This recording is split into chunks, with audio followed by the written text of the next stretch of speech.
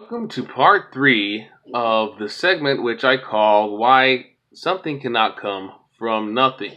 Okay, and if you haven't seen part one and two of this video, then I recommend you watch those before watching this video because a lot of your answers may have already been answered in part one and two. Okay, so the reason why I felt the need of making this video is to better explain what absolute time is, at least in Isaac Newton's own words. Alright, so according to Isaac Newton, absolute time is independent of the material world, okay? And in Newton's mind, it was independent of relative time, time that we observe, time that's dependent on matter, on motion, on gravity, and stuff like that. To Newton, absolute time could only be observed mathematically, okay?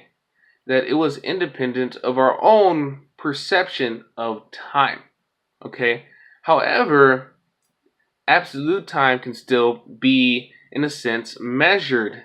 For example, when you look at your clock, okay, if 1 hour passed for me, 1 hour also passed for you. Conceptually, absolute time makes perfect sense, okay?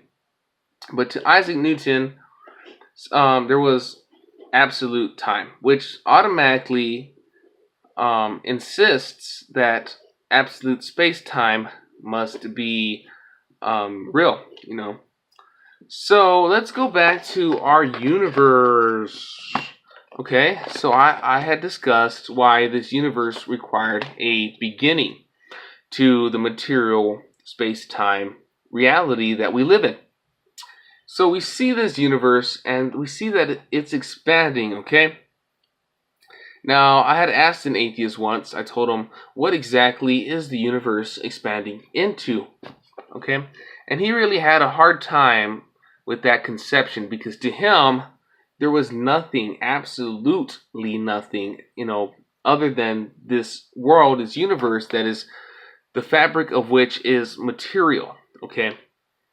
And I told him that space-time, there's another form of space-time which is called absolute space-time, and as human beings we cannot perceive it because we are mere mortals. That's kind of the same argument Isaac Newton gave, okay? We are mere mortals. We cannot perceive absolute time as it truly is.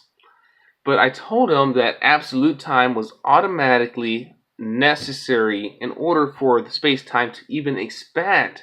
Okay, as we know it, space-time dependent on the material world. For it to even expand, there necessitates an empty void, which Isaac Newton would call absolute space-time. All right. So, according to Isaac Newton, this space-time could be mathematically perceived, at least on paper. And it was separate from relative time.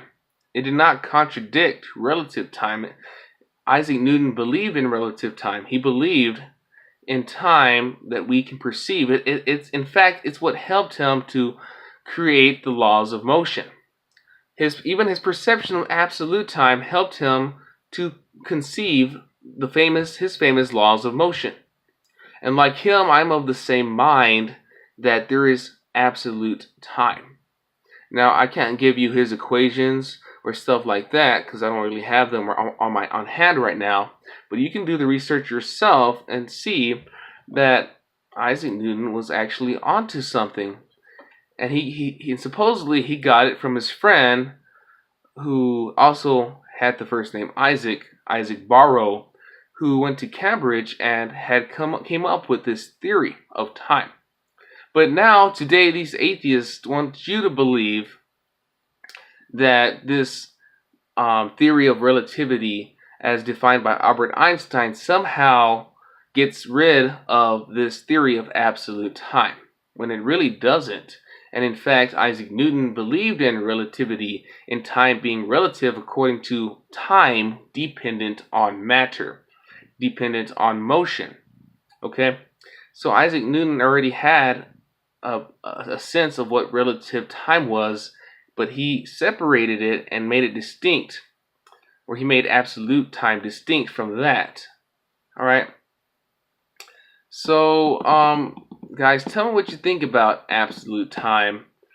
Tell me, do you believe it's a very rational perception of time, that time is consistent, much like a line on a graph, that time can be measured mathematically, time independent of matter?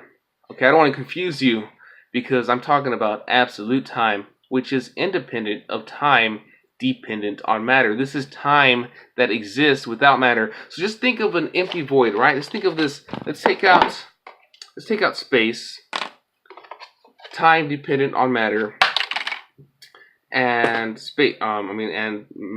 Matter itself. You just take all of it out. Okay. This is what Isaac Newton believed could exist: a universe without matter, a universe that is without space-time, dependent on the change in motion.